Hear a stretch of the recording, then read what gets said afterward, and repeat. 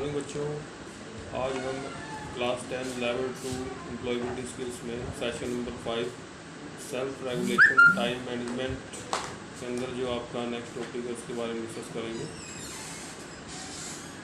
Next topic है आपका time management is the thinking skill that help you to. Time management एक सोचने का कौशल है जो आपको किस चीज़ में सहायता प्रदान करती है।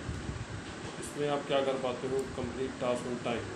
अगर आप प्रॉपर समय का प्रबंधन करते हो तो इसमें आप कोई भी काम अपने उचित समय पर अपना काम पूरा कर पाओगे। अगर आप समय का प्रबंधन करते हो, टाइम मैनेजमेंट करते हो। Make a daily time table, आपको रोज़ की एक टाइम टेबल बनानी चाहिए। Make a good guess at how long it will take you to do something. मतलब ये तुम्हें पता होना चाहिए कि अगर तुम्हें कोई भी काम मिलता है करने के लिए तो कितनी देर में तुम काम अपना कंप्लीट कर पाओगे, पूरा कर पाओगे। सबमिट होमवर्क, आपको एक सही समय पर अपना होमवर्क सबमिट कराना चाहिए, जमा कराना चाहिए। तो जो भी असाइनमेंट्स तुम्हें मिली हुई हैं स्कूल से करने के लिए उसको टाइमली पूरा करना चाहिए। Not waste time during the day, और पूरा दिन अपना समय बर्बाद नहीं करना चाहिए व्यर्थ कामों में। 4 step for effective time management, 4 प्रकार के आपके स्टेप्स हो सकते हैं आपके, अगर आपने प्रभावशाली तरीके से अपने समय का प्रबंधन करना है। कैसे आप कर सकते हैं? स्टेप नंबर 1 में है ऑर्गेनाइज। ऐसे आप संगठित रूप से एक ऑर्गेनाइज तरीके से अपने समय का प्रबंधन करेंगे। हमें क्या करना चाहिए? We plan our day to day activities. हम अपने जो रोज़ की जो गतिविधियाँ हैं उनकी योजना बना सकते हैं। We make a time table that we follow, और हम एक टाइम टेबल बना सकते हैं जो हमें करना है, जो हमें फॉलो करना है, उसका हम टाइम टेबल बना सकते हैं। We keep surroundings and study table clean and mess free. हमारे चारों ओर जो एटमॉस्फेयर है उसको हमें साफ़ सुथरा रखना चाहिए, और जो भी हमारा स्टडी टेबल है जिसमें पढ़ते हैं उसको साफ सुथरा रखना चाहिए,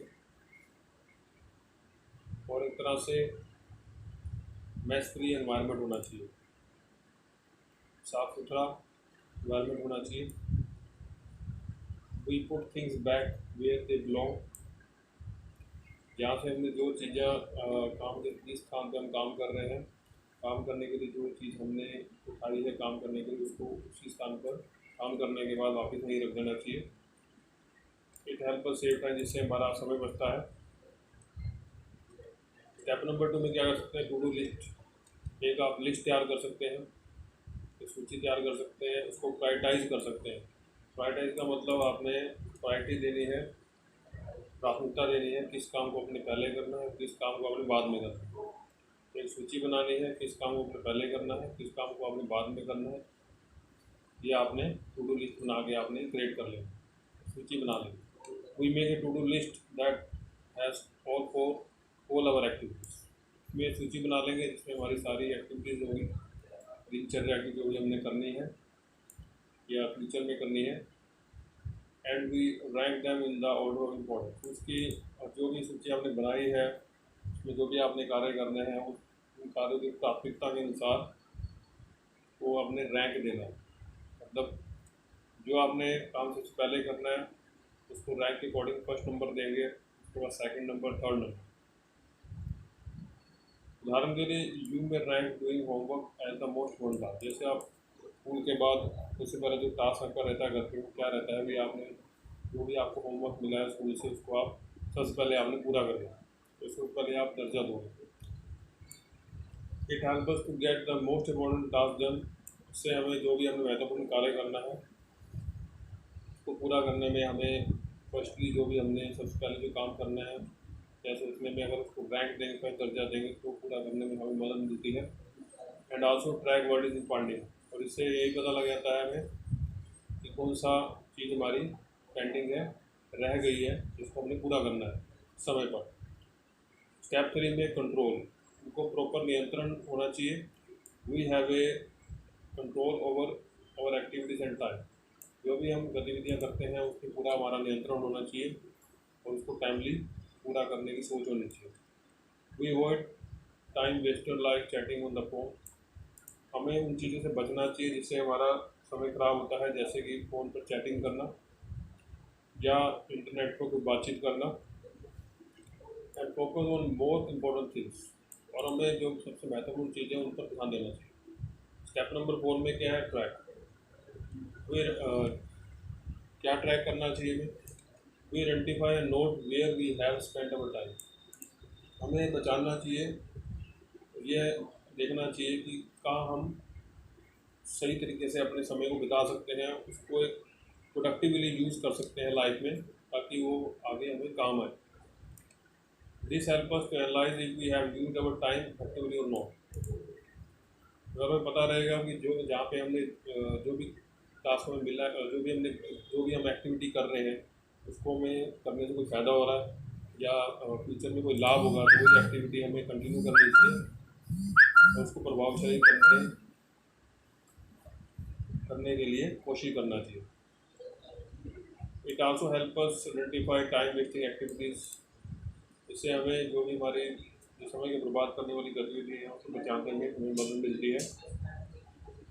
आगे टिप्स दी हुई है। Tip for practicing the 4 step active time management. इस समय प्रबंधन को प्रभावशाली तरीके से करने के जो 4 आपके चरण हैं वो आपको अभ्यास करने की कोशिश करनी चाहिए। से avoid delay and postponing any plan activity. हमें जो भी आपने योजना बनाई हुई है किसी गतिविधि को करने की, उसको करने में कभी देरी नहीं करनी चाहिए, ना ही उसको पोस्टपोन करना चाहिए। Organize your room and school desk. जहाँ भी अपने स्कूल में पढ़ने जाते हो या अपने घर पे जब रहते हो आप, तो अपने रूम को ऑर्गेनाइज करना चाहिए। एक तरह से जो चीज़ जहाँ पड़ी है तो उसको वहीं रखना चाहिए। इधर उधर अस्त व्यस्त नहीं होना चाहिए सारा सामान घर का या कमरे का आपका। तो उसको जो चीज़ जिस प्लेस के लिए बनी उसी स्थान पर उसको रखना चाहिए। और स्कूल में अगर रहते हो स्कूल डेस्क को भी ऑर्गेनाइज, स्कूल डेस्क इधर उधर नहीं पड़ा होना चाहिए। जो पोजीशन है उसकी जहाँ पे उसको रखना वहीं पे उसको रखना चाहिए। एक तरीके से ऑर्गेनाइज वे में उसको मेंटेन करना चाहिए स्कूल के कमरे को। Develop a no distribute zone where you can seat to complete important task. घर में जो आपका पढ़ने का कमरा है में नो डिस्टर्बिंग जोन होना चाहिए, जहाँ पे आपको कोई डिस्टर्ब ना करे, आपको कोई तंग ना करे, आप फ्रीली होके पढ़ सकें, आराम से बैठ सकें, कोई आपको तंग ना करे। ऐसी जोन आपका ऐसा एरिया होना चाहिए घर में, ऐसा रूम होना चाहिए जहाँ पे आप जो भी टास्क आपने करना है वो आप नो डिस्टर्बेंस जोन में रह के कर सकें। Use waiting time productively. मतलब जो भी आप, अगर आप कहीं पे इंतज़ार कर रहे हो तो उसको भी आप इंतज़ार की घड़ी में भी आप कोई ऐसा काम करने की कोशिश करें जिसका आपको आगे लाइफ में फ़ायदा हो। Prepare to do list. आपको एक लिस्ट बनानी चाहिए कोई भी काम करने के लिए। कोई भी एक्टिविटी अगर आपको दी जाती है, कोई भी एक्टिविटी आपको करनी है तो उसके लिए एक लिस्ट बनानी चाहिए, कौन सी एक्टिविटी पहले करनी है, कौन सी बाद में करनी है। इसमें मैंने आपको पहले अभी बताया थोड़ी देर में। प्रायोरिटाइज, प्राथमिकता देनी चाहिए अपने काम को। जो टास्क पहले करना है उसको प्रायोरिटाइज दे, उसके बाद दूसरे नंबर पे कौन सा टास्क करना है, तीसरे नंबर पे कौन सा करना है। तो समय की जो भी टास्क है उसकी उपयोगिता के अनुसार उसको प्राथमिकता देनी चाहिए। Replace user activities with productive activities. अब जो गतिविधि करके आप आगे बढ़ सकते हो, जिसका आगे भविष्य में आपको फ़ायदा हो, वो एक्टिविटी आपको करनी चाहिए, बजाय इसके कि कोई बेकार की गतिविधि आप करके अपना समय बर्बाद करें।